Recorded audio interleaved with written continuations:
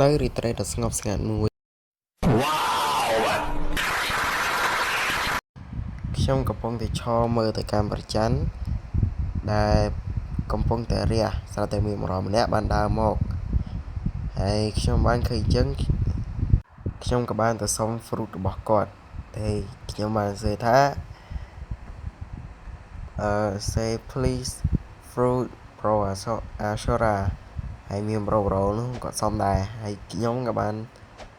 say ទៅ Ashura ហើយផ្ញើទៅគាត់ហើយនៅពេលនេះគាត់គឺមិនបាននិយាយច្រើនទេគាត់គឺរៀង slow កៀងទេប្រហែលទឹកសាប់កៀងខ្ញុំដែរអីមើលទៅហើយខ្ញុំក៏បានឈរចាំមើលគាត់តែគាត់បើវល់ fruit ឲ្យខ្ញុំអត់គាត់ឲ្យ fruit ខ្ញុំអត់ចឹងហើយខ្ញុំក៏បានដើរតាមគាត់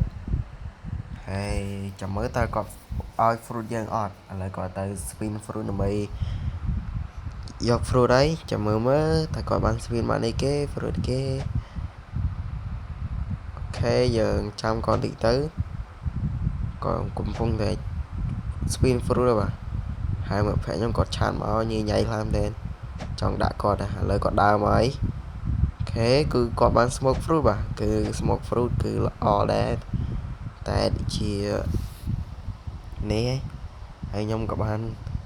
ធ្វើដូចអរគុណគាត់ហ្នឹងថាគាត់ឲ្យ fruit យើងសារខ្ញុំសុំគេគ្រប់គ្នាគឺអត់គេអត់ឲ្យដែរហើយ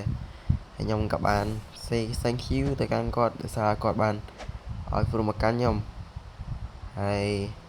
វីដេអូយើងក៏បានមកដល់ទីបញ្ចប់ដែរសូមអ្នកនរគ្នាជួយចុច Subscribe និងជួយចុច Like ឲ្យខ្ញុំម្នាក់មួយផងបាទអរគុណ